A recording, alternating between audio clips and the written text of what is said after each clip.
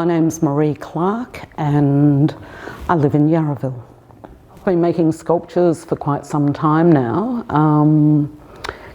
and generally in collaboration with other artists like Jeff Neal and Vicky Cousins, and yeah, we've created like a whole clump of frog eggs out at Point Cook, which are basically 30 huge big spheres all stuck together like a clump of frog eggs.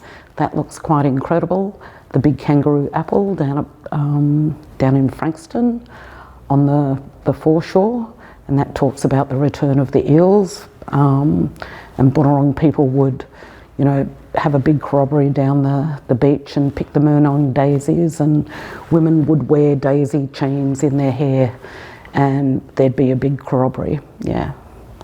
So all of the sculptures that I've made all tell stories about place and community. So I guess I'm always trying to tell stories through art, and I never know what that's going to look like until, you know, you get the gig, and then you sort of have a big dream about what it is that you want to tell. And the frog eggs, for instance, talk about new community, new life, new starts and new generations. The kangaroo apple talks about a big corroboree and a gathering down on Frankston Beach near Cannanook Creek, talking about the return of the eels. The big bunjil's feather out in Oakley talks about Bunjil, our creator, flying over the land. The feather falls from his chest, lands on the land, and creates new habitats for all of the animals to come back. And then, yeah, just always trying to think of new ways to tell story through art. As an artist, and just recently we're completing the new Munro Library, and basically that was a blank canvas, and you could dream whatever you could dream into that building. And we're talking about a children's library and a library on the second floor for adults.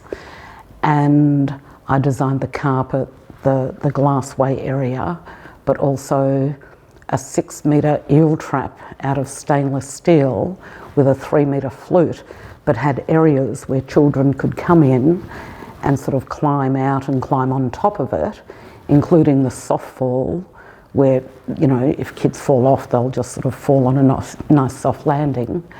And we also cast my husband's Coolaman in cast iron. So that ended up being about 180 kilos, and we just installed that last weekend.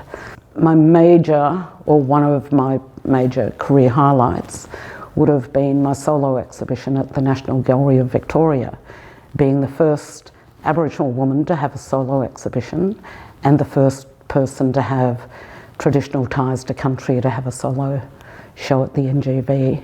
And they actually had to extend, or they didn't have to, but they extended it for 5 months because of lockdown.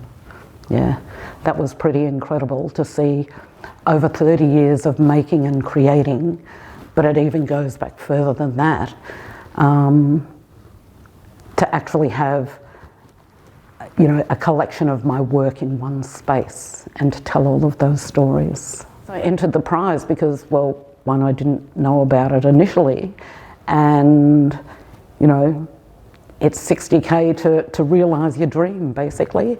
And yeah, I just love making and creating and telling new stories through art. Yeah, I think without sculptures and artworks out there in the public realm, it would be a pretty sad, depressing, boring sort of looking space and place. And I think seeing these sculptures out there in the environment, whether it's ephemeral art or permanent sculptures, it can send you on another journey in another place and space. And, you know, the work that I do, I hope, is also educational for people, that they will go and do more research into Aboriginal people or whatever that sculpture might look like. But yeah, it just changes the environment and makes people aware of other things that are out there, depending on what the sculpture is.